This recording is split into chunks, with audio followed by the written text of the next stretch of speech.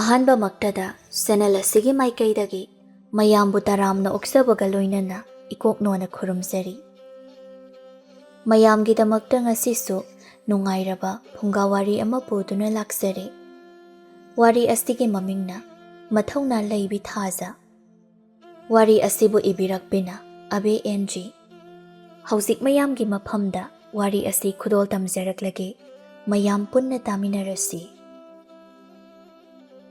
ꯊꯥꯏꯅ ꯃꯃꯥꯡꯉꯩ ꯃꯇꯝ ꯑꯃꯗ ꯈꯨꯟ ꯑꯃꯗ ꯇꯣꯝꯆꯥ ꯀꯧꯕ ꯅꯨꯄꯥ ꯑꯃ ꯂꯩꯔꯝꯃꯤ꯫ ꯇꯣꯝꯆꯥꯒꯤ ꯂꯣꯏꯅꯕꯤꯒꯤ ꯃꯃꯤꯡꯅ ꯊꯕꯥ ꯍꯥꯏꯅ ꯀꯧꯔꯝꯃꯤ꯫ ꯇꯣꯝꯆꯥꯒ ꯊꯕꯥꯒ ꯌꯥꯝꯅ ꯅꯨꯡꯁꯤꯅꯅ ꯂꯩꯃꯤꯟꯅꯔꯝꯃꯤ꯫ ꯃꯈꯣꯏꯒꯤ ꯏꯃꯨꯡꯁꯤ ꯅꯣꯡꯃꯒꯤ ꯆꯔꯥ ꯇꯥꯜꯂꯒ ꯆꯥꯕ ꯏꯃꯨꯡ ꯑꯃ ꯑꯣꯏꯔꯝꯃꯤ꯫ ꯊꯕꯥ ꯑꯌꯨꯛ ꯉꯟꯅ ꯍꯧꯒꯠꯇꯨꯅ ꯃꯄꯨꯔꯣꯏꯕꯅ ꯊꯕꯛ ꯆꯠꯄ ꯅꯪꯅꯕ ꯆꯥꯛ ꯊꯣꯡꯂꯤ꯫ ꯇꯣꯝꯆꯥꯁꯨ ꯍꯧꯒꯠꯇꯨꯅ ꯏꯪꯈꯣꯜꯗ ꯆꯪꯗꯨꯅ ꯊꯕꯛ ꯁꯨꯔꯝꯃꯤ꯫ ꯊꯕꯥꯗꯨ ꯆꯥꯛ ꯂꯣꯏꯔꯗꯨꯅ ꯏꯪꯈꯣꯜꯂꯣꯝꯗ ꯂꯥꯛꯂꯝꯃꯤ꯫ "ꯅꯨꯄꯥ, ꯂꯣꯏꯁꯤꯟꯕꯤꯔꯣ. ꯊꯕꯛ ꯆꯠꯄ ꯊꯦꯡꯈ꯭ꯔꯒꯅꯤ. ꯆꯥꯛꯁꯨ ꯂꯣꯏꯔꯦ, ꯊꯤꯅꯕ ꯇꯧꯖꯔꯝꯂꯒꯦ." "ꯍꯣꯏ ꯍꯣꯏ ꯅꯨꯄꯤ, ꯆꯪꯉꯛꯂꯒꯦ. ꯆꯥꯛꯇꯣ ꯊꯤꯔꯝꯃꯣ." ꯊꯕꯥꯁꯨ ꯏꯃꯨꯡꯗ ꯆꯪꯉꯛꯏ꯫ ꯊꯕꯥ ꯆꯥꯛꯇꯣ ꯊꯤꯔꯝꯃꯤ꯫ ꯇꯣꯝꯆꯥꯁꯨ ꯆꯥꯛꯈꯨꯝꯗ ꯆꯪꯉꯛꯇꯨꯅ ꯆꯥꯛ ꯑꯗꯨꯕꯨ ꯆꯥꯅꯕ ꯇꯧꯔꯝꯃꯤ꯫ "ꯅꯨꯄꯤ, ꯅꯪꯁꯨ ꯄꯨꯟꯅ ꯆꯥꯊꯣꯛꯂꯁꯤ ꯂꯥꯛꯑꯣꯗꯅ." "ꯅꯨꯄꯥ, ꯑꯩꯗꯤ ꯉꯥꯏꯍꯥꯛ ꯂꯩꯔꯒ ꯆꯥꯔꯒꯦ." "ꯍꯣꯏ ꯍꯣꯏ ꯑꯗꯨꯗꯤ ꯑꯩ ꯆꯥꯕ ꯍꯧꯔꯦꯀꯣ." ꯑꯁꯤ ꯍꯥꯏꯗꯨꯅ ꯇꯣꯝꯆꯥꯗꯨ ꯆꯥꯛꯇꯨ ꯆꯥꯕ ꯍꯧꯔꯝꯃꯤ꯫ "ꯅꯨꯄꯤ, ꯅꯪꯒꯤ ꯍꯦꯟꯖꯥꯡꯁꯤꯗꯤ ꯑꯣꯟꯊꯣꯛꯅ ꯍꯥꯎꯈ꯭ꯔꯦꯗ." ꯊꯕꯥ ꯃꯣꯃꯣꯟ ꯅꯣꯛꯇꯨꯅ ꯍꯥꯏꯔꯛꯏ꯫ "ꯅꯨꯄꯥ, ꯅꯪꯒꯤ ꯆꯤꯟꯗꯕꯨ ꯍꯥꯎꯇꯕ ꯂꯩꯕ꯭ꯔꯣ?" "ꯈꯪꯗꯦ ꯅꯨꯄꯤ, ꯅꯪꯅ ꯊꯣꯡꯕꯨ ꯊꯣꯡꯂꯕꯗꯤ ꯉꯥꯔꯤ ꯍꯥꯞꯇ꯭ꯔꯕꯁꯨ ꯍꯦꯛꯇ ꯍꯥꯎꯏ. ꯀꯃꯥꯏꯅ ꯇꯧꯕꯅꯣ ꯈꯪꯗꯦ. ꯑꯗꯨ ꯅꯨꯄꯤ, ꯉꯥ ꯊꯣꯡꯕꯒꯗꯨ ꯆꯥꯗꯕ ꯀꯨꯏꯔꯝꯂꯅꯤꯅꯦ. ꯉꯁꯤꯗꯤ ꯁꯦꯜ ꯐꯪꯅꯤ. ꯉꯥ ꯃꯆꯥ ꯑꯃ ꯂꯩꯔꯛꯀꯦ." "ꯅꯨꯄꯥ, ꯉꯥꯒ ꯂꯩꯔꯛꯀꯅꯨꯗ. ꯑꯔꯦꯝꯕꯗ ꯁꯦꯜ ꯇꯤꯡꯅꯕ. ꯁꯤꯗꯧ ꯄꯨꯟꯁꯤꯅꯤ. ꯍꯤꯡꯂꯤꯉꯩ ꯑꯁꯤꯗ ꯑꯍꯥꯎꯕ ꯈꯔ ꯆꯥꯒꯗꯕꯅꯤ." ꯑꯁꯨꯝꯅ ꯃꯇꯩ ꯃꯅꯥꯎ ꯑꯅꯤꯗꯨ ꯋꯥꯔꯤ ꯁꯥꯟꯅꯔꯝꯃꯤ꯫ ꯆꯥꯛ ꯇꯣꯛꯂꯗꯨꯅ ꯇꯣꯝꯆꯥꯁꯨ ꯊꯕꯛ ꯆꯠꯈꯤꯔꯝꯃꯤ꯫ ꯊꯕꯥꯁꯨ ꯏꯃꯨꯡ ꯑꯗꯨ ꯂꯣꯏꯁꯤꯜꯂꯝꯃꯤ꯫ ꯊꯕꯥꯗꯨ ꯊꯕꯛ ꯄꯨꯝꯕ ꯂꯣꯏꯁꯤꯟꯕ ꯂꯣꯏꯗꯨꯅ ꯐꯤ ꯑꯃꯨꯛ ꯁꯥꯔꯝꯃꯤ꯫ ꯃꯈꯣꯏꯒꯤ ꯌꯨꯝꯊꯪꯅꯕꯗ ꯂꯥꯏꯕꯤ ꯀꯧꯕꯤ ꯃꯧ ꯑꯃꯁꯨ ꯂꯩꯔꯝꯃꯤ꯫ ꯂꯥꯏꯕꯤꯗꯨ ꯊꯕꯥꯒꯤ ꯃꯅꯥꯛꯇ ꯂꯥꯛꯇꯨꯅ, "ꯊꯕꯥ, ꯅꯪꯕꯨ ꯐꯤ ꯁꯥꯔꯤꯕ꯭ꯔꯣ? ꯏꯕꯦꯝꯃ, ꯅꯪ ꯑꯃꯅ ꯉꯥꯏꯍꯥꯛꯇ ꯐꯥꯎ ꯍꯦꯛ ꯄꯣꯊꯥꯗꯦ." "ꯏꯆꯦ, ꯇꯧꯅꯤꯡꯉꯥꯏ ꯊꯕꯛ ꯂꯩꯇꯕ ꯑꯗꯨꯗ ꯐꯤ ꯁꯥꯔꯝꯕꯅꯤ. ꯀꯥꯈꯠꯂꯣ ꯏꯆꯦ." ꯂꯥꯏꯕꯤꯁꯨ ꯀꯥꯈꯠꯇꯨꯅ ꯊꯕꯥꯒꯤ ꯃꯅꯥꯛ ꯑꯗꯨꯗ ꯐꯝꯊꯩ꯫ ꯂꯥꯏꯕꯤ ꯑꯗꯨ ꯊꯕꯥꯅ ꯁꯥꯔꯤꯕ ꯐꯤ ꯑꯗꯨꯗ ꯌꯦꯡꯗꯨꯅ, "ꯊꯕꯥ, ꯅꯪꯒꯤ ꯐꯤ ꯑꯁꯤꯗꯤ ꯑꯣꯟꯊꯣꯛꯅꯁꯨ ꯐꯖꯈ꯭ꯔꯦ. ꯏꯆꯦꯁꯨ ꯅꯪꯒꯤ ꯐꯤꯁꯦ ꯑꯃ ꯂꯧꯗꯣꯏꯅꯤꯀꯣ." "ꯍꯣꯏ ꯍꯣꯏ ꯏꯆꯦ, ꯂꯧꯋꯣ." "ꯊꯕꯥ, ꯌꯦꯡꯉꯨꯇꯣ. ꯉꯔꯥꯡ ꯅꯈꯣꯏ ꯅꯇꯩꯅ ꯏꯆꯦꯒꯤꯗꯃꯛ ꯁꯥꯔꯛꯂꯤꯕ ꯂꯤꯛꯅꯤ. ꯐꯖꯗ꯭ꯔꯥ?" "ꯐꯖꯩꯌꯦ ꯏꯆꯦ." "ꯈꯪꯗꯦꯗ, ꯅꯣꯏ ꯅꯇꯩꯁꯤꯅꯅꯦ, ꯁꯦꯟ ꯐꯪꯕ ꯈꯨꯗꯤꯡꯒꯤ ꯁꯅꯥ ꯑꯗꯨꯝ ꯁꯥꯔꯛꯀꯅꯤꯕ. ꯁꯅꯥꯒ ꯊꯝꯐꯝꯒ ꯂꯩꯇ꯭ꯔꯦ. ꯑꯗꯣ ꯅꯪꯅ ꯅꯄꯥꯝꯗ ꯆꯠꯅꯤꯡꯂꯕꯁꯨ ꯏꯆꯦꯗꯒꯤ ꯁꯅꯥ ꯋꯥꯏꯌꯣ." "ꯍꯣꯏ ꯏꯆꯦ." "ꯑꯗꯣ ꯉꯥꯏꯈꯣ, ꯇꯣꯝꯆꯥꯒ ꯅꯪꯒ ꯂꯨꯍꯣꯡꯂꯤꯕꯁꯤ ꯆꯍꯤꯗꯤ ꯐꯅ ꯌꯥꯝꯗꯤ ꯌꯥꯝꯂꯝꯃꯅꯤꯅꯦ." "Chahi 4 ꯍꯥꯏꯔꯛꯂꯦ ꯏꯆꯦ." "ꯍꯧꯖꯤꯛ ꯐꯥꯎꯕ ꯑꯉꯥꯡ ꯑꯃꯠꯇ ꯌꯥꯎꯗ꯭ꯔꯤꯕꯁꯤꯕꯨ ꯅꯠꯇꯦ ꯅꯣꯏꯕꯨ ꯑꯃꯥꯏꯕ ꯑꯃꯥꯏꯕꯤꯒ ꯑꯃꯠꯇ ꯇꯥꯟꯅꯗ꯭ꯔꯕꯔꯣ ꯃꯤ?" "ꯌꯦꯡꯗ꯭ꯔꯦꯗ ꯏꯆꯦ." "ꯑꯃꯥꯏꯕ ꯑꯃꯥꯏꯕꯤ ꯈꯔ ꯇꯥꯟꯅꯔꯒ ꯌꯦꯡꯊꯣꯛꯎ. ꯅꯪꯅ ꯑꯉꯥꯡ ꯄꯣꯛꯇ꯭ꯔꯗꯤ ꯀꯅꯥ ꯈꯪꯅꯤ, ꯇꯣꯝꯆꯥꯅ ꯅꯨꯄꯤ ꯑꯃ ꯊꯤꯔꯛꯄꯁꯨ." ꯂꯥꯏꯕꯤꯒꯤ ꯋꯥ ꯑꯗꯨꯗ ꯊꯕꯥ ꯅꯨꯡꯉꯥꯏꯇꯕ ꯐꯥꯎꯔꯝꯃꯤ꯫ "ꯏꯆꯦꯅ ꯍꯥꯏꯔꯤꯕꯁꯤ ꯂꯧ. ꯑꯃꯥꯏꯕ ꯑꯃꯥꯏꯕꯤ ꯇꯥꯟꯅꯗꯨꯅ ꯂꯥꯏ ꯑꯃꯨꯛꯇꯪ ꯈꯣꯏꯔꯝꯊꯣꯛꯎ." ꯂꯥꯏꯕꯤ ꯉꯥꯏꯍꯥꯛ ꯊꯕꯥꯒ ꯋꯥꯔꯤ ꯁꯥꯟꯅꯗꯨꯅ ꯆꯠꯈꯤꯔꯝꯃꯤ꯫ ꯊꯕꯥꯁꯨ ꯃꯈꯥ ꯇꯥꯅ ꯐꯤ ꯑꯗꯨ ꯑꯃꯨꯛ ꯁꯥꯔꯝꯃꯤ꯫ ꯅꯨꯃꯤꯠꯁꯨ ꯇꯥꯁꯤꯜꯂꯛꯀꯗꯧꯔꯦ꯫ ꯇꯣꯝꯆꯥꯗꯨ ꯉꯥ ꯃꯆꯥ ꯑꯃ ꯂꯩꯔꯒ ꯃꯌꯨꯝꯗ ꯍꯜꯂꯛꯂꯝꯃꯤ꯫ ꯊꯕꯥꯁꯨ ꯌꯥꯆꯪꯕꯒꯤ ꯂꯥꯏ ꯊꯥꯎꯃꯩ ꯊꯥꯟꯗꯨꯅ ꯂꯩꯔꯝꯃꯤ꯫ ꯊꯕꯥ ꯃꯄꯨꯔꯣꯏꯕ ꯍꯜꯂꯛꯄ ꯎꯕꯗ, "ꯍꯟꯕꯤꯔꯛꯂꯦꯗꯅ. ꯈꯣꯡ ꯈꯨꯠ ꯆꯥꯝꯊꯣꯛꯅꯕ ꯏꯁꯤꯡ ꯑꯁꯥꯕ ꯂꯨꯝꯗꯨꯅ ꯊꯝꯖꯔꯝꯂꯕꯅꯤ. ꯉꯥꯁꯦ ꯍꯥꯟꯅ ꯁꯦꯝꯗꯣꯛꯂꯨꯈꯤꯒꯦ, ꯑꯗꯨꯒ ꯈꯣꯡ ꯈꯨꯠ ꯍꯥꯝꯂꯒꯦ." "ꯍꯣꯏ ꯅꯨꯄꯥ."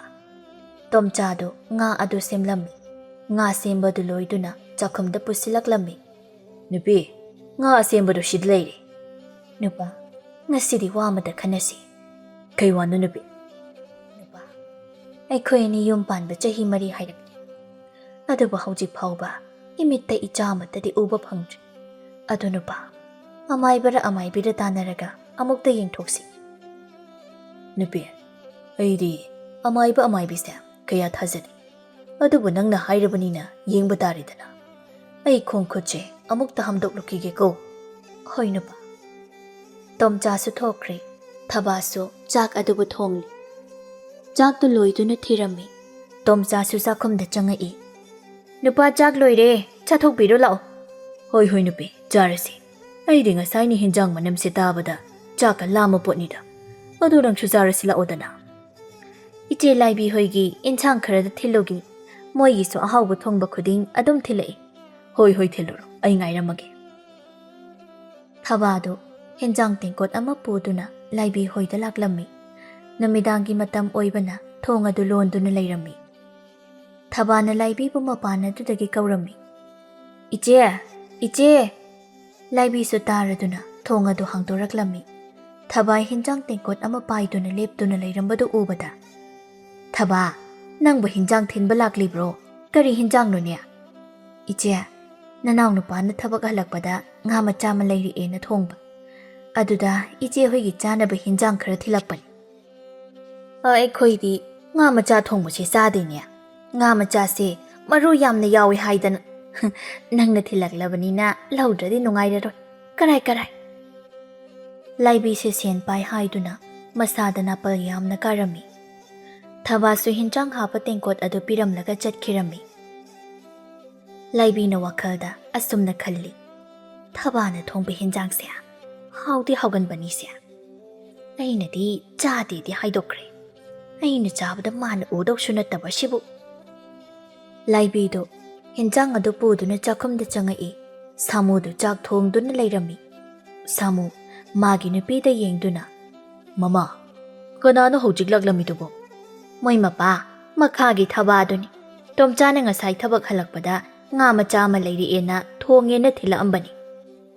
Thaba na thongba nga thongba dudi haubani hei nupi. Chak sinang su thiba yaushilo. Sak se khanglam higlam e. Matai manaudo chak do thiduna thaba na thilaklam be hinjang aduga charami. Thaba ga tomcha ga su chak do charami. Tomchana. Haukredu nupi. Nungi nga thongba shide. Nupa, sak hinjang kharaga hapthajara khora. Yare nupi, haplaklano. Ai okle. Sidagi hinjilabadi lengba yararoi. Adu nupa, thangnaba khunda amaibi tampak haidana ahaibi amaibi amalai haina hai. Mangonda amuktang chattuna yengrusi. Hoi, hayeng se, thabak chatkadaba mandi. Hayeng oina chatlurasi. Hoi nupa. Makhoi anisu sak ising tokladuna imungi thabeng khang loishinduna phamungda changduna pathanaba tawrami. Mathangi namitni Thabaga tomchaga do nganta hogattuna thangnaba khunda amaibi yengba laklammi. Makhoi anina laklibado phanangalli. Adubu amaibi adugi mayumda mi mayam amasu laktuna leirami. Amaibi tampaksu lai khoiramba loiduna yengba horaklammi. Yengba haurami mathang asum yengkhibana Thabaga tomchaga yengba tarammi. Amaibi tampakna Thabagi makhut adu yenglammi aduga hairi. Nakhoi anina namittana cha udriba sidiya. Nakhoigi yumpham adunani. Hayeng se imanung thilaki aduga lai amuktang khoiram thokshi. Thabaga tomchaga su amaibi tampakta akachen khara kattuna chatkirami. Chatna Thabana. Nupa, ima amaibi tampakta yamna haiba maliko. Mi mayam amasu yengba lae. Mali. Adu nupi. Karigumba ikhoi anigi icha yaurabadi. Nupa pambra, nupi pambra. Nupa, aidi icha nupi pami. Nupi di mama mapagi awaba yamna khangi haina hai. Aishu nupi pami. Haujik matamgi mama mapa pijaningdaba macha nupa sing si ubada. Icha nupaga pokkadaba tanbu talli. Asumna makhoi anido wari sanaduna lakpana mayumsu yauraklammi. Thaba mapi hongdoklammi. Tomchadi mi ama unaruge haiduna chatkirami. Laibido Thabagi manakta laktuna asumna hairami.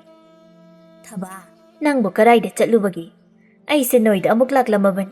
Thong londuna leirami. Iche, thangnaba khunda amaibi ahaiba amalai haiduna yenglubani. Ado iche lakbabu kai haige. Kari haireklaba. ꯍꯌꯦꯡꯁꯦ ꯂꯥꯏ ꯑꯃꯨꯛꯇꯪ ꯈꯣꯏꯔꯝ ꯊꯣꯛꯁꯤ ꯍꯥꯏꯅ ꯍꯥꯏꯔꯛꯏ꯫ ꯐꯔꯦ, ꯑꯗꯣ ꯏꯆꯦꯅ ꯂꯥꯛꯂꯤꯕꯁꯦ ꯑꯇꯩꯒꯤ ꯅꯠꯇꯦ, ꯏꯆꯦꯒꯤ ꯈꯨꯠꯁꯦ ꯌꯥꯝꯅ ꯆꯤꯛꯂꯕ, ꯐꯤ ꯁꯨꯗꯧꯁꯨ ꯈꯔ ꯂꯩꯕ, ꯑꯗꯣ ꯅꯪ ꯑꯃꯨꯛꯇꯪ ꯇꯨꯔꯦꯜꯗ ꯄꯨꯔꯒ ꯁꯨꯗꯣꯛꯄꯤꯔꯨꯒꯦꯔꯥ ꯍꯥꯏꯗꯨꯅ ꯏꯆꯦꯁꯦ ꯂꯥꯛꯂꯤꯕꯅꯤ꯫ ꯅꯪꯅ ꯐꯤ ꯁꯨꯕꯒꯤ ꯏꯆꯦꯅ ꯅꯪꯉꯣꯟꯗ ꯆꯦꯡꯁꯨ ꯄꯤꯅꯤ꯫ ꯍꯣꯏ ꯏꯆꯦ, ꯑꯩ ꯁꯨꯔꯨꯒꯦ꯫ ꯑꯗꯨꯗꯤ ꯂꯥꯛꯑꯣꯀꯣ, ꯏꯆꯦ ꯐꯤꯁꯤꯡꯗꯨ ꯄꯨꯊꯣꯛꯇꯨꯅ ꯊꯅꯝꯃꯒꯦ꯫ ꯍꯣꯏ ꯏꯆꯦ꯫ ꯂꯥꯏꯕꯤꯁꯨ ꯆꯠꯈꯤꯔꯝꯃꯤ꯫ ꯊꯕꯥꯁꯨ ꯌꯨꯝꯗ ꯊꯣꯡ ꯂꯣꯟꯁꯤꯜꯂꯝꯂꯒ ꯂꯥꯏꯕꯤ ꯍꯣꯏꯗ ꯂꯥꯛꯇꯨꯅ ꯐꯤ ꯃꯌꯥꯝꯗꯨ ꯄꯨꯗꯨꯅ ꯇꯨꯔꯦꯜꯗ ꯐꯤ ꯁꯨꯕ ꯆꯠꯂꯝꯃꯤ꯫ ꯇꯨꯔꯦꯜꯗ ꯃꯧ ꯈꯔꯁꯨ ꯐꯤ ꯁꯨꯗꯨꯅ ꯂꯩꯔꯝꯃꯤ꯫ ꯃꯧ ꯑꯃꯅ ꯊꯕꯥ ꯂꯥꯛꯄ ꯎꯕꯗ, "ꯊꯕꯥ, ꯅꯪꯕꯨ ꯐꯤ ꯁꯨꯕ ꯂꯥꯛꯂꯤꯕꯔꯣ?" "ꯍꯣꯏ ꯏꯆꯦ." "ꯑꯩꯈꯣꯏ ꯅꯥꯛ ꯑꯁꯤꯗ ꯁꯨꯁꯤꯜꯂꯛꯑꯣ." ꯊꯕꯥꯁꯨ ꯐꯤ ꯑꯗꯨ ꯃꯈꯣꯏꯒꯤ ꯃꯅꯥꯛꯇ ꯊꯝꯗꯨꯅ ꯁꯨꯅꯕ ꯇꯧꯔꯝꯃꯤ꯫ ꯃꯧ ꯑꯃꯅ, "ꯊꯕꯥ, ꯅꯪꯅ ꯁꯨꯅꯕ ꯄꯨꯔꯛꯂꯤꯕ ꯐꯤ ꯑꯁꯤꯗꯤ ꯂꯥꯏꯕꯤꯒꯤ ꯅꯠꯇ꯭ꯔꯣ?" "ꯃꯥꯅꯤ, ꯏꯆꯦ ꯂꯥꯏꯕꯤꯗꯣ ꯃꯈꯨꯠꯇꯣ ꯆꯤꯛꯄ ꯅꯥꯕ ꯇꯧꯋꯦꯅ ꯍꯥꯏꯕ, ꯑꯗꯨꯒꯤ ꯑꯩꯉꯣꯟꯗ ꯑꯃꯨꯛꯇ ꯁꯨꯕꯤꯌꯣꯅ ꯍꯥꯏꯕ." "ꯇꯧꯁꯤꯟꯅꯔꯤꯕꯅꯤ, ꯃꯗꯨꯒꯤ ꯅꯨꯄꯤꯗꯣ ꯌꯥꯝꯅ ꯇꯟꯕꯅꯤ, ꯆꯥꯛꯁꯨ ꯃꯥꯒꯤ ꯅꯨꯄꯥꯅ ꯑꯗꯨꯝ ꯊꯣꯡꯉꯤ ꯍꯥꯏꯕꯅꯤ꯫ ꯊꯕꯥ, ꯃꯇꯨꯡ ꯃꯅꯥꯎ ꯃꯥꯅ ꯍꯥꯏꯕꯗ ꯌꯥꯔꯨꯅꯨ, ꯅꯪꯅ ꯁꯨꯝ ꯌꯥꯔꯗꯤ ꯃꯥꯅ ꯁꯨꯝ ꯍꯦꯟꯖꯤꯜꯂꯛꯀꯅꯤ." "ꯍꯣꯏ ꯏꯆꯦ." ꯃꯌꯥꯝꯗꯨ ꯅꯣꯛ ꯅꯣꯛꯇꯨꯅ ꯐꯤꯗꯨ ꯁꯨꯔꯝꯃꯤ꯫ ꯃꯊꯪꯒꯤ ꯅꯨꯃꯤꯠꯅꯤ꯫ ꯑꯃꯥꯏꯕꯤ ꯇꯝꯄꯥꯛꯇꯨ ꯃꯤꯉꯣꯟꯗ ꯇꯣꯝꯆꯥꯒꯤ ꯌꯨꯝ ꯍꯪꯗꯨꯅ ꯂꯥꯛꯂꯝꯃꯤ꯫ ꯑꯃꯥꯏꯕꯤ ꯇꯝꯄꯥꯛ ꯎꯕꯗ ꯊꯕꯥꯗꯨ ꯌꯥꯝꯅ ꯍꯔꯥꯎꯔꯝꯃꯤ꯫ ꯑꯃꯥꯏꯕꯤ ꯇꯝꯄꯥꯛꯀꯤ ꯃꯈꯣꯡ ꯁꯣꯛꯇꯨꯅ ꯈꯣꯏꯔꯝꯂꯝꯃꯤ꯫ "ꯌꯥꯔꯦ ꯌꯥꯔꯦ, ꯍꯧꯒꯠꯂꯣ, ꯉꯜꯂꯤꯉꯩ ꯑꯁꯤꯗ ꯂꯥꯏꯗꯣ ꯈꯣꯏꯔꯝ ꯊꯣꯛꯅꯕ ꯇꯧꯁꯤ꯫ ꯑꯩꯅ ꯉꯔꯥꯡ ꯍꯥꯏꯕ ꯄꯣꯠꯂꯝ ꯆꯩꯔꯝꯗꯨꯗꯤ ꯁꯦꯝ ꯁꯥꯔꯕ꯭ꯔꯥ?" "ꯏꯃꯥ ꯑꯃꯥꯏꯕꯤ, ꯉꯁꯥꯏꯅ ꯁꯦꯝ ꯁꯥꯗꯨꯅ ꯂꯩꯖꯔꯤ." "ꯏꯃꯥ ꯑꯃꯥꯏꯕꯤ, ꯃꯥꯡꯒꯣꯜꯗ ꯀꯥꯈꯠꯁꯤ, ꯅꯆꯥ ꯐꯛ ꯂꯧꯊꯣꯛꯆꯔꯨꯒꯦ." "ꯍꯣꯏ ꯍꯣꯏ." ꯊꯕꯥꯗꯨ ꯏꯃꯨꯡꯗ ꯆꯪꯗꯨꯅ ꯐꯛ ꯑꯃ ꯂꯧꯊꯣꯛꯂꯒ ꯊꯥꯔꯝꯃꯤ꯫ ꯑꯃꯥꯏꯕꯤ ꯇꯝꯄꯥꯛꯁꯨ ꯐꯛ ꯑꯗꯨꯗ ꯐꯝꯂꯝꯃꯤ꯫ "ꯏꯕꯨꯡꯉꯣꯗꯤ ꯌꯨꯝꯗ ꯂꯩꯇꯕ꯭ꯔꯥ?" "ꯏꯃꯥ ꯑꯃꯥꯏꯕꯤ, ꯃꯈꯥ ꯊꯪꯕꯁꯤꯗ ꯆꯠꯈꯤꯕꯅꯤ, ꯅꯆꯥ ꯀꯧꯖꯔꯨꯒꯦ." ꯊꯕꯥꯅ ꯆꯠꯇꯨꯅ ꯃꯄꯨꯔꯣꯏꯕꯕꯨ ꯀꯧꯔꯝꯃꯤ꯫ ꯊꯕꯥꯒ ꯃꯥꯒꯤ ꯅꯨꯄꯥꯒꯁꯨ ꯂꯥꯛꯃꯤꯟꯅꯔꯝꯃꯤ꯫ ꯑꯁꯨꯝꯅ ꯑꯃꯥꯏꯕꯤ ꯇꯝꯄꯥꯛꯁꯨ ꯂꯥꯏ ꯈꯣꯏꯔꯝꯂꯝꯃꯤ꯫ ꯂꯥꯏ ꯈꯣꯏꯔꯝꯕ ꯑꯗꯨ ꯂꯣꯏꯗꯨꯅ ꯑꯃꯥꯏꯕꯤ ꯇꯝꯄꯥꯛꯅ ꯊꯕꯥꯒ ꯇꯣꯝꯆꯥꯒꯗ ꯌꯦꯡꯗꯨꯅ ꯑꯁꯨꯝꯅ ꯍꯥꯏꯔꯝꯃꯤ, "ꯍꯧꯖꯤꯛꯇꯤ ꯅꯈꯣꯏ ꯑꯅꯤꯒꯤꯁꯨ ꯅꯆꯥ ꯁꯣꯏꯗꯅ ꯐꯪꯂꯒꯅꯤ꯫ ꯅꯈꯣꯏ ꯑꯅꯤꯗ ꯌꯦꯠꯂꯝꯕꯁꯤꯡꯗꯣ ꯏꯃꯥꯅ ꯂꯧꯊꯣꯛꯄꯤꯔꯕꯅꯤ." ꯑꯃꯥꯏꯕꯤ ꯇꯝꯄꯥꯛꯀꯤ ꯋꯥꯗꯨ ꯇꯥꯕꯗ ꯊꯕꯥꯒ ꯇꯣꯝꯆꯥꯒꯗꯨ ꯌꯥꯝꯅ ꯍꯔꯥꯎꯔꯝꯃꯤ꯫ ꯇꯣꯝꯆꯥꯅ ꯁꯦꯜ ꯈꯔ ꯂꯧꯊꯣꯛꯇꯨꯅ ꯑꯃꯥꯏꯕꯤ ꯇꯝꯄꯥꯛꯇ ꯀꯠꯂꯝꯃꯤ꯫ ꯑꯃꯥꯏꯕꯤ ꯇꯝꯄꯥꯛꯅ ꯁꯦꯜ ꯑꯗꯨ ꯇꯪꯈꯥꯏ ꯑꯃ ꯍꯟꯗꯣꯛꯂꯝꯃꯤ꯫ ꯑꯃꯥꯏꯕꯤ ꯇꯝꯄꯥꯛꯁꯨ ꯆꯠꯈ꯭ꯔꯤ꯫ ꯃꯇꯝ ꯈꯔꯒꯤ ꯇꯨꯡ ꯊꯕꯥꯗꯨ ꯊꯥ ꯂꯦꯞꯂꯝꯃꯤ꯫ ꯇꯣꯝꯆꯥ ꯃꯥꯒꯤ ꯅꯨꯄꯤ ꯊꯥ ꯂꯦꯞꯂꯦ ꯇꯥꯕꯗ ꯌꯥꯝꯅ ꯍꯔꯥꯎꯔꯝꯃꯤ꯫ ꯇꯣꯝꯆꯥꯅ ꯃꯥꯒꯤ ꯂꯣꯏꯅꯕꯤꯗ ꯑꯁꯨꯝꯅ ꯍꯥꯏꯔꯝꯃꯤ, "ꯅꯨꯄꯤ, ꯁꯤꯗꯒꯤꯗꯤ ꯑꯋꯥꯕ ꯊꯕꯛ ꯁꯨꯕ ꯌꯥꯗ꯭ꯔꯦ꯫ ꯋꯥꯈꯜ ꯅꯨꯡꯉꯥꯏꯕ ꯈꯟꯗꯨꯅ ꯅꯨꯡꯉꯥꯏꯅ ꯂꯩꯒꯗꯕꯅꯤ꯫ ꯁꯤꯗꯒꯤꯗꯤ ꯏꯃꯨꯡꯒꯤ ꯊꯕꯛ ꯃꯈꯩ ꯑꯩꯅ ꯂꯣꯏꯅ ꯇꯧꯔꯗꯕꯅꯤ." "ꯅꯨꯄꯥ, ꯌꯥꯅꯤꯗ, ꯑꯩ ꯑꯗꯨꯝ ꯇꯧꯒꯦ." "ꯌꯥꯗꯦ, ꯁꯣꯏꯕ ꯍꯥꯏꯕꯁꯤꯗꯤ ꯇꯝꯕ ꯉꯝꯕ ꯅꯠꯇꯦ꯫ ꯁꯣꯏꯗꯅꯕ ꯆꯦꯛꯁꯤꯟꯒꯗꯕꯅꯤ꯫ ꯑꯩꯁꯨ ꯊꯕꯛ ꯆꯠꯂꯨꯈꯤꯒꯦ, ꯅꯪ ꯐꯖꯅ ꯄꯣꯊꯥꯔꯒ ꯂꯩꯔꯝꯃꯨꯀꯣ." "ꯍꯣꯏ ꯅꯨꯄꯥ." ꯇꯣꯝꯕꯁꯨ ꯊꯕꯛ ꯁꯨꯕ ꯆꯠꯈ꯭ꯔꯦ꯫ ꯊꯕꯥꯁꯨ ꯐꯃꯨꯡꯗ ꯍꯤꯞꯇꯨꯅ ꯂꯩꯔꯝꯃꯤ꯫ ꯊꯥ ꯂꯦꯞꯂꯕꯅꯤꯅ ꯐꯤ ꯁꯥꯕꯁꯨ ꯌꯥꯗ꯭ꯔꯦ꯫ ꯁꯣꯝꯗ ꯇꯣꯝꯆꯥꯗꯨ ꯊꯕꯛ ꯃꯐꯝꯗ ꯃꯥꯒ ꯊꯕꯛ ꯁꯨꯃꯤꯟꯅꯔꯤꯕꯁꯤꯡ ꯑꯗꯨꯗ ꯃꯥ ꯃꯄꯥ ꯑꯣꯏꯗꯧꯔꯦ ꯍꯥꯏꯗꯨꯅ ꯇꯝꯂꯝꯃꯤ꯫ ꯃꯌꯥꯝ ꯑꯗꯨꯁꯨ ꯇꯣꯝꯆꯥ ꯃꯄꯥ ꯑꯣꯏꯗꯧꯔꯦ ꯇꯥꯕꯗ ꯌꯥꯝꯅ ꯍꯔꯥꯎꯅꯔꯝꯃꯤ꯫ ꯅꯨꯄꯥ ꯑꯃꯅ, "ꯅꯆꯥ ꯅꯨꯄꯥ ꯑꯃ ꯍꯦꯛ ꯄꯣꯛꯂꯣ." ꯃꯗꯨꯗ ꯇꯣꯝꯆꯥꯅ ꯑꯁꯨꯝꯅ ꯍꯥꯏꯔꯝꯃꯤ, "ꯑꯩꯗꯤ ꯏꯆꯥ ꯅꯨꯄꯥꯒ ꯄꯥꯝꯗꯦꯗ, ꯏꯆꯥ ꯅꯨꯄꯤ ꯑꯣꯏꯅ ꯄꯥꯝꯃꯤ꯫ ꯅꯨꯄꯤ ꯄꯣꯛꯂꯒ ꯀꯩꯗꯧꯅꯗꯣꯏꯅꯣ? ꯅꯨꯄꯤ ꯄꯣꯛꯂꯅꯤ, ꯆꯥꯎꯅꯕ ꯌꯣꯛꯂꯒ ꯃꯤꯒꯤ ꯃꯌꯨꯝꯗ ꯆꯠꯈꯤꯕꯅꯤ꯫ ꯑꯗꯨꯅ ꯑꯩꯗꯤ ꯅꯨꯄꯤ ꯄꯣꯛꯄ ꯁꯨꯡꯄꯥꯝ ꯍꯦꯛ ꯄꯥꯝꯗꯦ꯫ ꯑꯩꯒꯤ ꯅꯨꯄꯤ ꯑꯗꯨꯁꯨ ꯍꯟꯗꯛ ꯊꯥ ꯂꯦꯞꯄꯤ꯫ ꯅꯨꯄꯤꯅꯤ ꯈꯪꯂꯛꯄꯗꯒꯤ ꯑꯉꯥꯡ ꯑꯗꯨ ꯑꯃꯥꯏꯕꯤ ꯇꯧꯗꯨꯅ ꯃꯥꯡꯍꯟꯈ꯭ꯔꯤꯕꯅꯤ꯫ ꯑꯗꯨꯅ ꯇꯣꯝꯆꯥ, ꯅꯪꯁꯨ ꯑꯃꯥꯏꯕꯤ ꯑꯃ ꯀꯧꯗꯨꯅ ꯅꯪꯒꯤ ꯅꯨꯄꯤ ꯅꯅꯥꯎ ꯄꯨꯔꯤꯕ ꯑꯉꯥꯡꯗꯣ ꯅꯨꯄꯥꯔ ꯅꯨꯄꯤꯔ ꯌꯦꯡꯊꯣꯛꯎ." ꯑꯁꯨꯝꯅ ꯊꯕꯛ ꯃꯐꯝ ꯑꯗꯨꯗ ꯋꯥꯔꯤ ꯁꯥꯟꯅꯔꯝꯃꯤ꯫ ꯑꯁꯨꯝꯅ ꯃꯇꯝ ꯍꯧꯈꯤꯕꯅ ꯊꯕꯥꯁꯨ ꯃꯀꯨꯝ ꯃꯊꯥ ꯁꯨꯔꯤ꯫ ꯅꯣꯡꯃꯗꯤ ꯊꯕꯥꯗꯣ ꯃꯁꯥ ꯌꯥꯝꯅ ꯅꯨꯡꯉꯥꯏꯔꯛꯇ꯭ꯔꯤ꯫ ꯊꯕꯥꯅ ꯃꯥꯒꯤ ꯅꯨꯄꯥꯗ ꯑꯁꯨꯝꯅ ꯍꯥꯏꯔꯝꯃꯤ, "ꯅꯨꯄꯥ, ꯉꯁꯤꯗꯤ ꯏꯁꯥꯁꯦ ꯌꯥꯝꯅ ꯅꯨꯡꯉꯥꯏꯇꯦ꯫ ꯑꯃꯥꯏꯕꯤ ꯏꯃꯥ ꯀꯕꯣꯛ ꯂꯩꯗꯣ amukta kaubirugera. Hoi kaurage. Adu nupi. Nangbu nathanta lehobo ngamdoribro. Itai malaibi kaururaga leminaramgero. Kaurunu yani. Ima amaibi kabok leido handa khara thuna amukta kaubiruso. Hoi hoi, ai kaururage. Tomchado amaibi kabok leibo kauba chatkirami. Asumna Tomchana amaibi kabok leibo puraktuna Thababu yenghalami. Amaibi kabok leina Thababu angang unanaba tawrami. Tomchasu wakhal yamna wajarami. Mathamoida magi nupibu asoi angam yauhanbigano haiduna khoiramjarami. Amaibi kabok leido angang ama pamduna mapanda thoklai. Tomcha nachanupi ama phangjarin he. Tomcha machanupi ama phangjare tabada yamna haraujarami. Amaibi kabok leina pamliba angangdo lauduna pamlami. Tomcha amaibi kabok leida yengduna. Ima maibi, mamadi karisu tawdaba natra. Karisu tawdre, ngaihak leirabadi gyan laklani. Tomchado mama macha karimta tawdre tabada yamna haraurami. Tomchana machanupi adugi maming Thaza haina nungshina kaurami. Thaba machanupi ama pokle tabada khun lekai gi mi singdo angang adugi masak yengba laknarami. Nupi amana nupa oina poklamabadi phagadawni. Nupi poklaga karibu kanadoino. Nupi haibasidi hayeng aikhoina waba makhai yoklaga migi oikigadawribani. Aduna nupi pokpadi karimta kanadi. Noigi imongna kharaga wari. Nachanupido hundokega hundokro. Nupi amana amok. Ijena hairibase achumbani thaba. Nang wakhal munna khal. Angang ama chawnaba yokpa haibase araiba nati. Aduna angang se hundokega hundokro. Ije khoina hairibase nang lana khangan. Nang bunungsibagi haibani. Mi singduna adumna haiba aduda thabado mathwai yamna nungairamde. Mi sing adusu chatnakri. Laibiga samuga sulaklami. Laibidu Thabana hiptuna leiriba aduda jangkri. Samudu Tomchaga wari sanaduna leirami. Laibina Thaba nangdi nachanupi ama pogle haine chumlabro. Hoi chumije. Nangbu poke hairabasu nachanupa ama pokpa yadro. Nupi poklaga kaidongna doino. Nupi poklaga chawraga mayum pankhini. Iche angang suk yaw dababudi nupira nupara ama yauribasina phari. Nupi pokdoi saruk angang yaw dabana phatro. Chawna bu yoklaga mayum pankhini karim takana roi. Khul lekai miyamna thazabu hundoklunaba hairami. Adubu Thabana yaramde. Tomchaga Thabaga na machanupi thazabu yamna luna tawrami. Asumna matam haukibana thazasu chahi manga suri. Thaza masak mataw yamna phazarami. Adubu khul lekai miyamnadi thazabu nupine haiduna nungsibiramde. Thaza lampakta angang mayam sanariba adu yengduna asumna hairami. Noi sanaribada aisu yawge aisu yawninge angang amana. Nang sanaba yawba yaroi aikhoidi nupi sanaba yawhande. Ngihakta ngoirisu yawjage. Yaroi haba natro yam thuna chakro chalo. Nupi na sanaba yawba yada haba natro. Thazana sanaba yawge haina haijarabasu angang sing aduna thazabu sanaba yawhalamde. Thazadu mathwai nungaitana mayumda halaklami. Thabasu mangol aduda phi saduna leirami. Machanupi ubada Thabana asumna hairi. Imagi Thaza nangbu karaida amuk chatluribano. Ima khungi lampakta sanaba chatlubane. Aina sanaba yawge hairubada yawba yaroi haiduna hairaklibane. Karigi nangdi sanaba yawge haina hairuribano.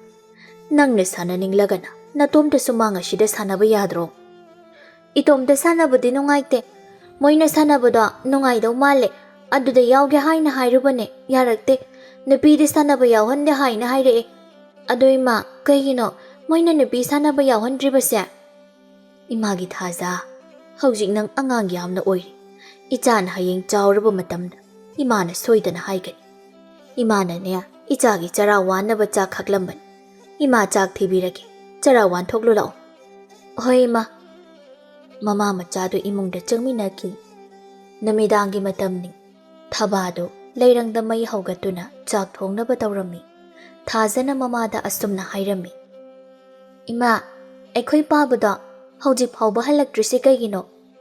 ꯊꯕꯛ ꯂꯣꯏꯁꯤꯟꯗꯕ ꯌꯥꯗꯗꯅ ꯂꯣꯏꯁꯤꯟꯕꯗ ꯊꯦꯡꯂꯤꯕ ꯑꯣꯏꯔꯝꯒꯅꯤ꯫ ꯏꯃꯥ, ꯊꯣꯡꯒꯥꯜꯗ ꯊꯣꯛꯇꯨꯅ ꯄꯥꯕ ꯍꯜꯂꯛꯄ꯭ꯔꯥ ꯌꯦꯡꯂꯨꯁꯤ꯫ ꯍꯜꯂꯛꯆꯔꯅꯤ ꯀꯩꯗꯧꯔꯒꯦ ꯏꯃꯥꯒꯤ ꯊꯥꯖ꯫ ꯊꯥꯖꯗꯨ ꯃꯃꯥꯅ ꯊꯣꯡꯒꯥꯜꯗ ꯊꯣꯛꯂꯒ ꯌꯦꯡꯂꯨꯁꯤ ꯌꯥꯗꯕ ꯑꯗꯨꯗ ꯁꯥꯎꯔꯝꯃꯤ꯫ ꯇꯥꯟꯖꯥ ꯑꯗꯨꯗ ꯇꯣꯝꯆꯥꯁꯨ ꯍꯜꯂꯛꯂꯝꯃꯤ꯫ ꯃꯄꯥꯒꯤ ꯈꯣꯟꯖꯦꯜ ꯇꯥꯕꯗꯨꯗ ꯊꯥꯖꯗꯨ ꯍꯔꯥꯎꯔꯝꯃꯤ꯫ ꯊꯥꯖꯅ ꯃꯄꯥꯗ, "ꯄꯥꯕ, ꯀꯩꯒꯤꯅꯣ ꯉꯁꯤꯗꯤ ꯊꯦꯡꯉꯛꯏꯗꯤ? ꯄꯥꯕ ꯍꯜꯂꯛꯇꯕꯗꯨꯗ ꯏꯃꯥꯗ ꯊꯣꯡꯒꯥꯜ ꯊꯣꯛꯇꯨꯅ ꯄꯥꯕ ꯍꯜꯂꯛꯄ ꯉꯥꯏꯔꯨꯁꯦ ꯍꯥꯏꯔꯝꯃꯤꯅꯦ꯫ ꯏꯃꯥꯅ ꯌꯥꯗ꯭ꯔꯤꯕ ꯑꯗꯨꯒ ꯄꯥꯕ." ꯇꯣꯝꯆꯥ ꯅꯣꯛꯇꯨꯅ, "ꯅꯈꯣꯏꯅ ꯃꯥꯅ ꯄꯥꯕꯁꯦ ꯅꯨꯡꯁꯤꯗꯕꯅꯤ, ꯑꯗꯨꯒꯤꯅꯤ ꯌꯥꯗ꯭ꯔꯤꯕꯗꯣ." "ꯄꯥꯕ, ꯑꯩꯒꯤ ꯉꯥꯃꯣꯛ ꯂꯩꯔꯛꯄꯔꯥ?" "ꯂꯩꯔꯛꯑꯦ. ꯏꯄꯥꯅ ꯏꯆꯥꯒꯤ ꯉꯥꯃꯣꯛ ꯃꯌꯥꯝ ꯂꯩꯔꯛꯑꯦ." ꯇꯣꯝꯆꯥ ꯃꯥꯅ ꯃꯆꯥꯅꯨꯄꯤꯅ ꯆꯥꯅꯕ ꯂꯩꯔꯛꯄ ꯉꯥꯃꯣꯛ ꯑꯗꯨ ꯃꯆꯥꯅꯨꯄꯤꯗ ꯄꯤꯔꯝꯃꯤ꯫ ꯊꯥꯖꯁꯨ ꯉꯥꯃꯣꯛ ꯑꯗꯨꯕꯨ ꯆꯥꯔꯤ꯫ ꯊꯕ ꯃꯄꯨꯔꯣꯏꯕꯗ ꯌꯦꯡꯗꯨꯅ, "ꯃꯣꯏ ꯃꯄꯥ, ꯀꯩꯗꯧꯔꯦ? ꯉꯁꯤꯗꯤ ꯊꯦꯡꯉꯛꯂꯕꯗꯤ?" "ꯉꯁꯤꯗꯤ ꯊꯕꯛ ꯂꯣꯏꯁꯤꯟꯗꯕ ꯌꯥꯗꯗꯅ ꯈꯔ ꯊꯦꯡꯗꯣꯛꯈ꯭ꯔꯦ. ꯋꯥꯕꯅꯁꯨ ꯂꯣꯏꯔꯦ꯫ ꯑꯩꯈꯣꯏꯒꯤꯗꯤ ꯀꯔꯤ ꯏꯟꯁꯥꯡ ꯊꯣꯡꯂꯦ?" "ꯍꯪꯒꯥꯝ ꯑꯣꯏꯅ ꯊꯣꯡꯖꯤꯜꯂꯦ ꯃꯣꯏ ꯃꯄꯥ." "ꯐꯔꯦ, ꯆꯥꯛ ꯉꯟꯅ ꯆꯥꯔꯒ ꯄꯣꯊꯥꯕ ꯍꯥꯏꯕꯗꯨꯅꯤ꯫ ꯑꯗꯣ ꯃꯃꯥ, ꯍꯌꯦꯡꯗꯤ ꯊꯥꯡ ꯇꯥꯒꯤ ꯀꯨꯝꯍꯩ ꯑꯃ ꯄꯥꯡꯊꯣꯛꯀꯅꯤꯅ ꯍꯥꯏ. ꯑꯩꯈꯣꯏꯁꯨ ꯌꯦꯡꯂꯨꯁꯤꯗꯅ." "ꯊꯥꯡ ꯇꯥꯒꯤ ꯀꯨꯝꯍꯩꯕꯨ ꯀꯔꯤꯗ ꯅꯨꯡꯉꯥꯏꯗꯅ ꯌꯦꯡꯅꯤꯡꯗꯦ." "ꯅꯪꯅ ꯌꯦꯡꯅꯤꯡꯗꯦ ꯍꯥꯏꯔꯕꯅꯤꯅ ꯏꯆꯥꯒ ꯑꯩꯒ ꯆꯠꯄ ꯇꯥꯕꯅꯤ. ꯏꯄꯥꯒꯤ ꯊꯥꯖ, ꯅꯪꯕꯨ ꯊꯥꯡ ꯇꯥ ꯌꯦꯡꯅꯤꯡꯗꯕ꯭ꯔꯅꯦ?" "ꯌꯦꯡꯅꯤꯡꯉꯦ ꯄꯥꯕ." "ꯍꯌꯦꯡ ꯄꯥꯕꯒ ꯌꯦꯡꯕ ꯆꯠꯇꯣꯏ. ꯅꯃꯥꯗꯤ ꯅꯨꯡꯁꯤꯗꯦ, ꯄꯨꯔꯣꯏꯁꯤꯀꯣ." "ꯍꯣꯏ ꯄꯨꯔꯣꯏꯁꯤ ꯄꯥꯕ." ꯃꯈꯣꯏ ꯑꯍꯨꯝꯗꯨ ꯅꯣꯛ ꯅꯣꯛꯇꯨꯅ ꯋꯥꯔꯤ ꯁꯥꯔꯝꯃꯤ꯫ ꯇꯣꯝꯆꯥꯒ ꯊꯕꯥꯒꯁꯨ ꯍꯔꯥꯎꯅ ꯃꯆꯥꯒꯤ ꯀꯨꯝꯍꯩ ꯑꯗꯨꯕꯨ ꯌꯦꯡꯂꯤ꯫ ꯃꯊꯪꯒꯤ ꯅꯨꯃꯤꯠꯅꯤ꯫ ꯇꯣꯝꯆꯥꯅ ꯃꯆꯥꯅꯨꯄꯤꯕꯨ ꯄꯨꯗꯨꯅ ꯊꯥꯡ ꯇꯥ ꯌꯦꯡꯕ ꯆꯠꯂꯝꯃꯤ꯫ ꯊꯥꯡ ꯆꯥꯏꯅꯔꯤꯕꯗꯣ ꯊꯥꯖꯗꯤ ꯃꯄꯨꯛꯅꯤꯡ ꯆꯪꯅ ꯌꯦꯡꯂꯝꯃꯤ꯫ ꯑꯁꯨꯝꯅ ꯊꯥꯡ ꯇꯥꯒꯤ ꯀꯨꯝꯍꯩ ꯑꯗꯨꯁꯨ ꯂꯣꯏꯔꯗꯨꯅ ꯇꯣꯝꯆꯥꯒ ꯊꯥꯖꯒꯗꯨ ꯃꯌꯨꯝꯗ ꯍꯜꯂꯛꯂꯝꯃꯤ꯫ ꯊꯥꯖꯅ ꯃꯄꯥꯗ ꯑꯁꯨꯝꯅ ꯍꯥꯏꯔꯝꯃꯤ, "ꯄꯥꯕ, ꯑꯩꯁꯨ ꯊꯥꯡ ꯇꯥ ꯇꯝꯒꯦ." "ꯏꯆꯥꯕꯨ ꯊꯥꯡ ꯇꯥ ꯇꯝꯅꯤꯡꯕ꯭ꯔꯅꯦ?" "ꯇꯝꯅꯤꯡꯉꯦ ꯄꯥꯕ." "ꯏꯆꯥꯅ ꯇꯝꯅꯤꯡꯂꯕꯗꯤ ꯇꯝꯍꯜꯂꯒ ꯂꯣꯏꯔꯦꯗꯅ. ꯏꯄꯥꯒ ꯌꯥꯝꯅ ꯂꯨꯅ ꯇꯤꯟꯅꯕ ꯃꯔꯨꯞ ꯑꯃ ꯊꯥꯡ ꯇꯥꯒꯤ ꯑꯣꯖꯥ ꯑꯣꯏꯔꯤ. ꯃꯉꯣꯟꯗ ꯍꯥꯏꯅꯔꯒ ꯂꯣꯏꯔꯦꯗꯅ." ꯊꯥꯖꯗꯨ ꯃꯄꯥꯅ ꯌꯥꯔꯛꯄ ꯑꯗꯨꯗ ꯌꯥꯝꯅ ꯍꯔꯥꯎꯔꯝꯃꯤ꯫ ꯑꯁꯨꯝꯅ ꯃꯄꯥ ꯃꯆꯥꯗꯨ ꯌꯨꯝ ꯌꯧꯔꯛꯂꯝꯃꯤ꯫ ꯊꯕꯥꯁꯨ ꯃꯥꯡꯒꯣꯜ ꯑꯗꯨꯗ ꯐꯤ ꯁꯥꯗꯨꯅ ꯂꯩꯔꯝꯃꯤ꯫ ꯊꯥꯖꯗꯨ ꯃꯃꯥꯒꯤ ꯃꯅꯥꯛꯇ ꯆꯦꯟꯁꯤꯜꯂꯛꯏ꯫ ꯊꯥꯖꯅ ꯃꯃꯥꯗ ꯑꯁꯨꯝꯅ ꯍꯥꯏꯔꯝꯃꯤ, "ꯏꯃꯥ, ꯑꯩꯅ ꯄꯥꯕꯗ ꯊꯥꯡ ꯇꯥ ꯇꯝꯒꯦ ꯍꯥꯏꯕ, ꯄꯥꯕꯅꯁꯨ ꯇꯝꯃꯣ ꯍꯥꯏꯌꯦ." ꯊꯕꯥ ꯃꯄꯨꯔꯣꯏꯕꯗ ꯌꯦꯡꯗꯨꯅ, "ꯃꯣꯏ ꯃꯄꯥ, ꯀꯔꯤꯅꯣ? ꯏꯆꯥꯅꯨꯄꯤꯅ ꯍꯥꯏꯔꯤꯕꯁꯤꯕꯣ? ꯅꯠꯇꯦ, ꯃꯣꯏ ꯃꯄꯥꯕꯨ ꯅꯆꯥꯁꯤ ꯅꯨꯄꯤꯅꯤ ꯍꯥꯏꯕ ꯀꯥꯎꯔꯕ꯭ꯔꯣ?" "ꯃꯃꯥ, ꯏꯆꯥꯅ ꯑꯄꯥꯝꯕꯗ ꯇꯧꯖꯁꯅꯨ. ꯃꯄꯥ ꯑꯩꯅ ꯌꯥꯔꯤ. ꯍꯧꯖꯤꯛꯀꯤ ꯃꯇꯝ ꯑꯁꯤꯗ ꯍꯩꯖꯤꯟꯕꯗ ꯀꯥꯟꯅꯗꯕ ꯂꯩꯇꯦ." "ꯃꯣꯏ ꯃꯄꯥ, ꯈꯨꯜ ꯂꯩꯀꯥꯏꯅ ꯀꯔꯤꯃꯨꯛ ꯉꯥꯡꯅꯕ?" "ꯉꯥꯡꯅꯅꯤꯡꯕ ꯉꯥꯡꯅꯖꯁꯅꯨ ꯃꯃꯥ. ꯐꯠꯇꯕ ꯊꯕꯛ ꯇꯧꯕꯁꯨ ꯅꯠꯇꯦ." ꯑꯁꯨꯝꯅ ꯋꯥꯔꯤ ꯁꯥꯟꯅꯔꯝꯃꯤ꯫ ꯃꯊꯪꯒꯤ ꯅꯨꯃꯤꯠꯅꯤ꯫ ꯇꯣꯝꯆꯥꯗꯨ ꯃꯥꯒꯤ ꯃꯔꯨꯞ ꯑꯉꯧꯒꯤ ꯃꯌꯨꯝꯗ ꯂꯥꯛꯂꯝꯃꯤ꯫ ꯇꯣꯝꯆꯥꯁꯨ ꯃꯥꯡ ꯑꯗꯨꯗ ꯂꯦꯞꯇꯨꯅ ꯑꯉꯧꯕꯨ ꯀꯧꯔꯝꯃꯤ꯫ ꯑꯉꯧꯁꯨ ꯇꯥꯔꯗꯨꯅ ꯃꯄꯥꯟꯗ ꯊꯣꯛꯂꯛꯏ꯫ ꯑꯉꯧ ꯇꯣꯝꯆꯥꯕꯨ ꯎꯕꯗ ꯌꯥꯝꯅ ꯍꯔꯥꯎꯔꯝꯃꯤ꯫ "ꯏꯇꯥꯎ, ꯅꯪ ꯂꯥꯛꯂꯤꯗꯅ. ꯉꯁꯤ ꯊꯥꯖꯗꯅ ꯏꯇꯥꯎꯅ ꯑꯩꯒꯤꯗ ꯂꯩꯉꯛꯄꯕꯨ ꯀꯔꯤ ꯂꯩꯕꯒꯦ ꯏꯇꯥꯎ?" "ꯏꯇꯥꯎ, ꯑꯩꯁꯦ ꯏꯇꯥꯎꯗ ꯋꯥ ꯑꯃꯇ ꯍꯥꯏꯒꯦ ꯍꯥꯏꯗꯨꯅ ꯂꯥꯛꯂꯤꯕꯅꯤ." "ꯀꯔꯤ ꯋꯥꯅꯣ ꯏꯇꯥꯎ? ꯍꯦꯛꯇ ꯍꯥꯏꯌꯨ." "ꯏꯇꯥꯎ, ꯑꯩꯒꯤ ꯏꯆꯥꯅꯨꯄꯤꯗ ꯊꯥꯡ ꯇꯥ ꯇꯝꯒꯦꯅ ꯀꯟꯅ ꯍꯥꯏꯔꯤ. ꯑꯗꯨꯗ ꯑꯩꯁꯦ ꯏꯇꯥꯎꯒꯤ ꯅꯥꯛꯇ ꯍꯦꯛꯇ ꯂꯥꯛꯆꯔꯕꯅꯤ. ꯏꯇꯥꯎ, ꯑꯩꯒꯤ ꯏꯆꯥꯅꯨꯄꯤ ꯊꯥꯖꯕꯨ ꯊꯥꯡ ꯇꯥ ꯑꯃꯨꯛꯇ ꯇꯝꯕꯤꯌꯨ." "ꯏꯇꯥꯎ, ꯑꯗꯨꯗꯤ ꯌꯥꯝꯅ ꯐꯕ ꯋꯥꯅꯤ. ꯅꯨꯄꯤꯅ ꯊꯥꯡ ꯇꯥ ꯇꯝꯕ ꯍꯥꯏꯕꯁꯦ ꯏꯆꯥꯅ ꯑꯍꯥꯟꯕ ꯑꯣꯏꯗꯣꯏꯅꯤ. ꯍꯧꯖꯤꯛꯀꯤ ꯃꯇꯝ ꯑꯁꯤꯗꯗꯤ ꯊꯥꯡ ꯇꯥ ꯑꯁꯤꯗꯤ ꯍꯩꯖꯤꯟꯒꯗꯕꯅꯤ." "ꯏꯇꯥꯎꯅ ꯌꯥꯕꯤꯔꯛꯄꯁꯦ ꯌꯥꯝꯅ ꯅꯨꯡꯉꯥꯏꯔꯤ. ꯑꯗꯨ ꯏꯇꯥꯎ, ꯀꯔꯤ ꯅꯨꯃꯤꯠꯇꯒꯤ ꯊꯥꯖꯔꯛꯑꯣꯒꯦ?" "ꯏꯇꯥꯎ, ꯍꯌꯦꯡꯗꯒꯤ ꯍꯦꯛꯇ ꯊꯥꯔꯛꯑꯣꯅꯦ. ꯆꯠꯊꯣꯛ ꯆꯠꯁꯤꯟ ꯅꯨꯡꯉꯥꯏꯔꯣꯏꯗꯕ ꯑꯣꯏꯔꯒꯅ ꯑꯩꯒꯤ ꯌꯨꯝꯗ ꯊꯝꯂꯕꯁꯨ ꯀꯔꯤꯁꯨ ꯀꯥꯏꯕ ꯂꯩꯇꯦ." "ꯌꯦꯡꯂꯁꯤ ꯏꯇꯥꯎ. ꯑꯗꯣ ꯑꯉꯥꯡ ꯅꯨꯄꯤꯗꯤ ꯑꯃꯠꯇ ꯎꯗꯦ. ꯌꯨꯝꯗ ꯂꯩꯇꯕ꯭ꯔꯣ?" "ꯃꯃꯥꯒ ꯃꯕꯣꯛ ꯍꯣꯏꯗ ꯆꯠꯈꯤꯕꯅꯤ." ꯑꯁꯨꯝꯅ ꯃꯔꯨꯞ ꯑꯅꯤꯗꯨ ꯉꯥꯏꯍꯥꯛ ꯋꯥꯔꯤ ꯋꯥꯇꯥꯏ ꯁꯥꯟꯅꯗꯨꯅ ꯃꯌꯨꯝꯗ ꯍꯜꯂꯛꯂꯝꯃꯤ꯫ ꯊꯥꯖꯗꯨ ꯁꯨꯃꯥꯡ ꯑꯗꯨꯗ ꯁꯥꯟꯅꯗꯨꯅ ꯂꯩꯔꯝꯃꯤ꯫ ꯊꯥꯖ ꯃꯄꯥ ꯎꯕꯗ ꯃꯄꯥꯒꯤ ꯃꯅꯥꯛꯇ ꯆꯦꯟꯁꯤꯜꯂꯛꯏ꯫ "ꯄꯥꯕ, ꯅꯪ ꯍꯜꯂꯛꯂꯕ꯭ꯔꯣ?" Hale. Hayengdagidi ichasu thangta tamba chatlagadabani. Thaza harauna aya asengbaro paba. Asengbanini. Pabana hainaramlabanini. Ado namadi udi. Namadi karaide chakhige. Paba imada lokhongde injing lune haidune chakhibani paba. Namana nga phaba pamjabashiri karida hangluni. Tanja aduda Thabasu nga pharuraga karaklami mapuroiba ubada. Moi mapa hanbiraklamedana. Moi mapa na chatpirubadubu karam tawraklabagi. Harau ni yare.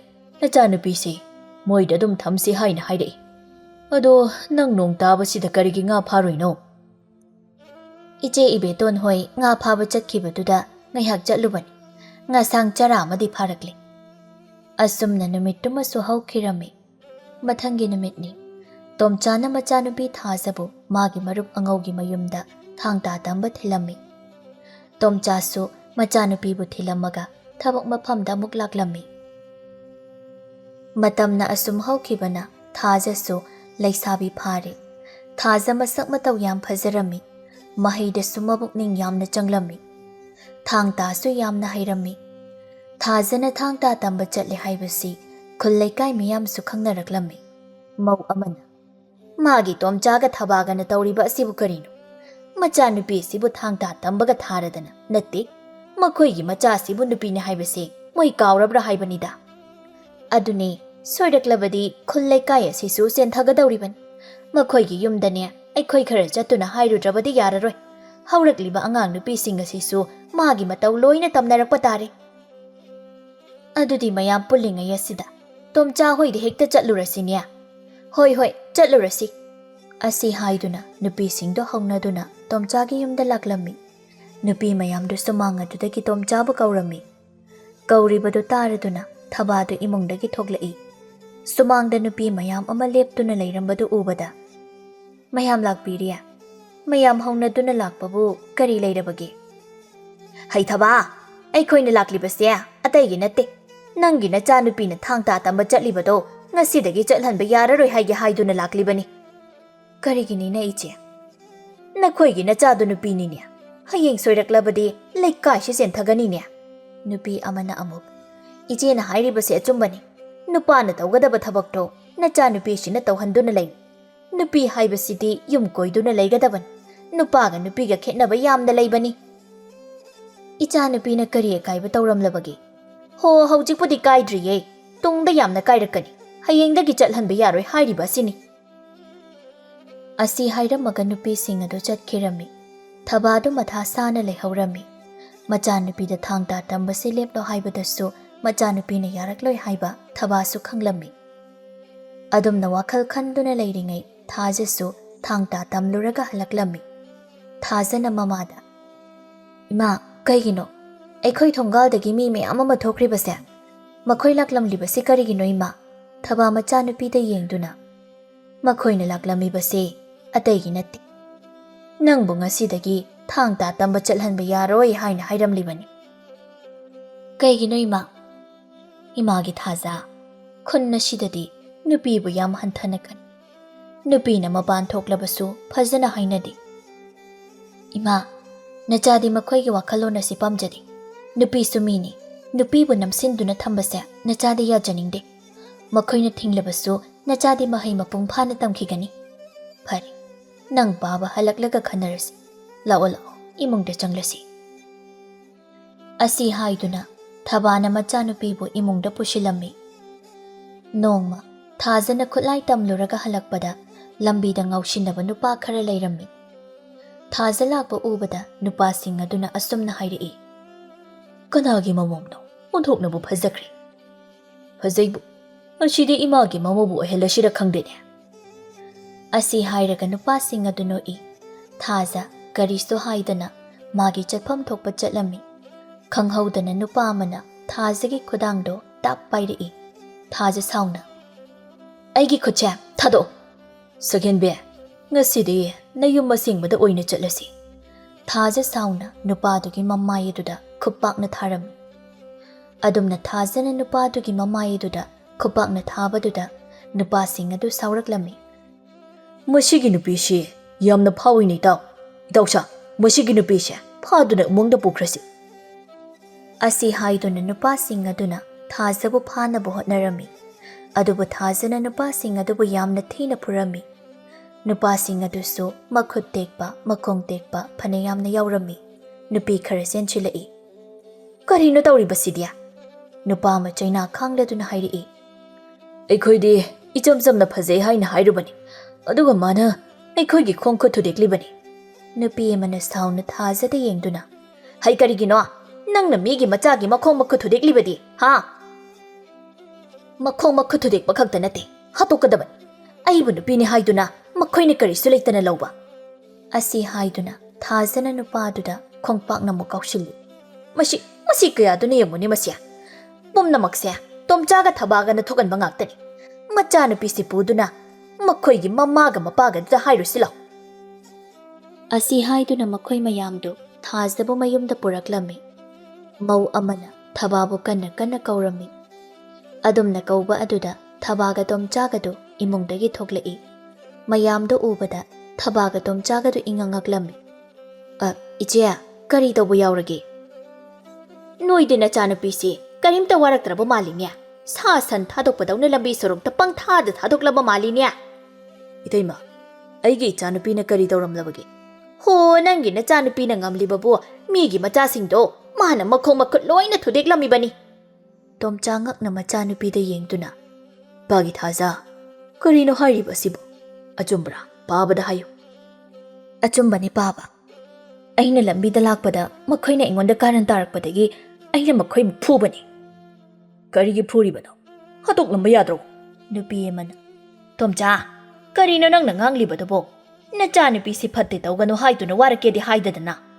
ꯇꯩꯃꯥ ꯏꯆꯥꯅ ꯇꯧꯔꯤꯕꯗꯣ ꯌꯥꯝꯅ ꯐꯔꯕꯅꯤ ꯅꯨꯄꯤ ꯑꯉꯥꯡꯗ ꯀꯥꯔꯟ ꯇꯥꯕ ꯃꯈꯣꯏꯗꯨꯗꯤ ꯐꯨꯕꯗ ꯅꯠꯇꯦ ꯍꯥꯠꯇꯣꯛꯀꯗꯕꯅꯤ ꯃꯇꯨꯡ ꯃꯅꯥꯎ ꯂꯝꯗꯝꯅꯔꯛꯇꯅꯕ ꯅꯈꯣꯏꯒꯤ ꯏꯃꯨꯡ ꯑꯁꯤꯗꯤ ꯂꯣꯏꯅ ꯉꯥꯎꯔꯦꯗꯅ ꯇꯩꯃꯥ ꯅꯨꯄꯥꯁꯤꯡ ꯑꯗꯨꯒꯤ ꯃꯤꯆꯪ ꯑꯗꯨꯛ ꯌꯥꯝꯅ ꯆꯪꯕꯤꯔꯤꯕꯗꯨꯕꯨ ꯅꯨꯄꯥꯁꯤꯡ ꯑꯗꯨꯗꯒꯤ ꯏꯇꯩꯃꯕꯨ ꯁꯦꯜ ꯀꯌꯥ ꯆꯥꯔꯨꯔꯕꯒꯦ ꯇꯣꯝꯆꯥꯅ ꯑꯗꯨꯝꯅ ꯍꯥꯏꯔꯛꯄ ꯑꯗꯨꯗ ꯅꯨꯄꯤꯁꯤꯡ ꯑꯗꯨ ꯈꯨꯝꯐꯝ ꯈꯪꯂꯝꯗꯦ ꯇꯣꯝꯆꯥꯅ ꯋꯥ ꯃꯈꯥꯃꯨꯛ ꯇꯥꯔꯛꯏ ꯏꯇꯩꯃꯍꯣꯏꯒꯤ ꯏꯆꯥꯅꯨꯄꯤꯗ ꯅꯨꯄꯥꯁꯤꯡ ꯑꯗꯨꯅ ꯀꯥꯔꯟ ꯇꯥꯔꯛꯄ ꯑꯣꯏꯔꯝꯂꯕꯗꯤ ꯏꯇꯩꯃꯍꯣꯏ ꯀꯔꯤ ꯈꯟꯕꯤꯒꯅꯤ ꯏꯇꯩꯃꯥ ꯐꯠꯇꯕ ꯃꯤꯗꯨꯗꯤ ꯀꯟꯈꯠꯇꯨꯅ ꯊꯝꯕꯒꯤ ꯃꯍꯨꯠ ꯃꯇꯝ ꯂꯩꯔꯤꯉꯩꯗ ꯆꯨꯝꯊꯣꯛꯍꯧꯕꯅ ꯐꯩ ꯇꯣꯝꯆꯥꯅ ꯑꯗꯨꯝꯅ ꯉꯥꯡꯉꯛꯄ ꯑꯗꯨꯗꯒꯤ ꯅꯨꯄꯤꯁꯤꯡ ꯑꯗꯨ ꯇꯨꯃꯤꯟ ꯇꯨꯃꯤꯟ ꯆꯠꯈꯤꯔꯝꯃꯤ ꯊꯕꯥꯅ ꯃꯣꯏ ꯃꯄꯥ ꯏꯆꯥꯅꯨꯄꯤꯁꯦ ꯊꯥꯡ ꯇꯥ ꯇꯝꯕ ꯇꯣꯛꯍꯜꯂꯁꯤ ꯃꯃꯥ ꯀꯔꯤꯒꯤ ꯇꯣꯛꯍꯟꯒꯗꯧꯔꯤꯕꯅꯣ ꯃꯄꯥ ꯑꯩꯅ ꯌꯥꯏ ꯏꯆꯥꯅ ꯂꯥꯜꯂꯨꯕꯁꯨ ꯅꯠꯇꯕ ꯇꯣꯝꯆꯥ ꯃꯆꯥꯅꯨꯄꯤꯗ ꯌꯦꯡꯗꯨꯅ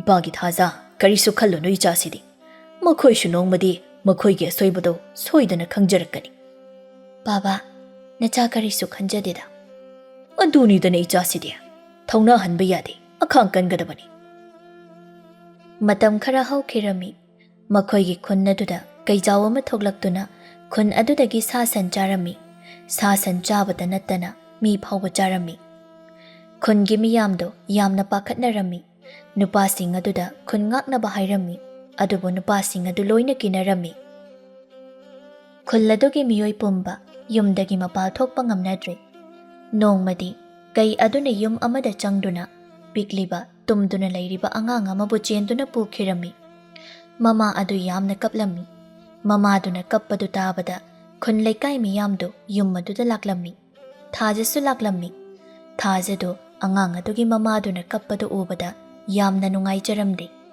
ꯊꯥꯖ ꯀꯩ ꯑꯗꯨ ꯍꯥꯠꯂꯒꯦ ꯍꯥꯏꯗꯨꯅ ꯋꯥꯈꯜꯗ ꯈꯜꯂꯝꯃꯤ ꯊꯥꯖ ꯊꯥꯡ ꯇꯥ ꯄꯨꯗꯨꯅ ꯀꯩ ꯑꯗꯨꯕꯨ ꯍꯥꯠꯄ ꯆꯠꯅꯕ ꯇꯧꯔꯝꯃꯤ ꯊꯕꯥꯅ ꯏꯃꯥꯒꯤ ꯏꯕꯦꯝꯃ ꯀꯔꯥꯏꯗꯅꯣ ꯅꯪꯅ ꯆꯠꯀꯦ ꯇꯧꯔꯤꯕ ꯑꯗꯨꯕꯨ ꯏꯃꯥ ꯅꯆꯥ ꯀꯩ ꯑꯗꯨꯕꯨ ꯍꯥꯠꯄ ꯆꯠꯆꯔꯨꯒꯦ ꯅꯠꯇꯦ ꯏꯃꯥꯒꯤ ꯏꯕꯦꯝꯃ ꯏꯆꯥꯅ ꯀꯔꯤꯒꯨꯝꯕ ꯀꯩ ꯑꯗꯨꯕꯨ ꯍꯥꯠꯄ ꯆꯠꯄꯗ ꯐꯠꯇ ꯅꯨꯡꯗ ꯊꯣꯛꯂꯕꯗꯤ ꯏꯃꯥ ꯍꯤꯡꯕ ꯉꯝꯂꯣꯏꯌꯦ ꯇꯣꯝꯆꯥꯅ ꯃꯃꯥ ꯅꯆꯥꯕꯨ ꯈꯥꯝꯂꯨꯔꯅꯨ ꯄꯥꯒꯤ ꯏꯕꯦꯝꯃ ꯀꯩ ꯑꯗꯨꯕꯨ ꯍꯥꯠꯇꯨꯅ ꯈꯨꯟ ꯑꯁꯤꯒꯤ ꯑꯋꯥꯕ ꯀꯣꯛꯍꯜꯂꯨ ꯊꯥꯖꯁꯨ ꯃꯃꯥꯒ ꯃꯄꯥꯒꯗ ꯈꯣꯏꯔꯝꯗꯨꯅ ꯀꯩ ꯑꯗꯨꯕꯨ ꯍꯥꯠꯄ ꯆꯠꯈꯤꯔꯝꯃꯤ ꯈꯨꯟ ꯂꯩꯀꯥꯏ ꯃꯤꯌꯥꯝ ꯑꯗꯨꯁꯨ ꯊꯥꯖꯅ ꯀꯩ ꯍꯥꯠꯄ ꯆꯠꯈ꯭ꯔꯦ ꯍꯥꯏꯕꯒꯤ ꯄꯥꯎ ꯇꯥꯔꯝꯃꯤ ꯈꯨꯟ ꯂꯩꯀꯥꯏ ꯃꯤꯌꯥꯝꯗꯨ ꯊꯥꯖꯅ ꯀꯩ ꯍꯥꯠꯄ ꯌꯦꯡꯕ ꯊꯣꯛꯅꯔꯛꯏ ꯊꯥꯖꯅ ꯆꯥꯎꯔꯕ ꯀꯩꯖꯥꯎ ꯑꯗꯨꯕꯨ ꯃꯤꯌꯥꯝ ꯃꯃꯥꯡ ꯑꯗꯨꯗ ꯍꯥꯠꯂꯝꯃꯤ ꯃꯌꯥꯝ ꯑꯗꯨ ꯊꯥꯖꯒꯤ ꯃꯊꯧꯅꯥ ꯑꯗꯨꯗ ꯊꯥꯒꯠꯅꯔꯝꯃꯤ꯫ ꯊꯕꯥꯒ ꯇꯣꯝꯆꯥꯒꯁꯨ